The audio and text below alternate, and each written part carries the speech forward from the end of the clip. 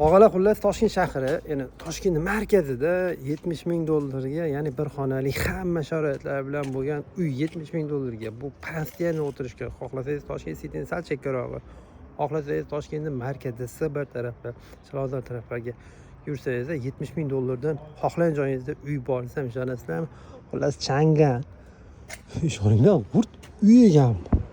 Boya videosini ko'rib jinni bo'lib qoldim. Hojatxonadan tortib kir mashinagacha bor ekan, mana shu mashina ichida bor.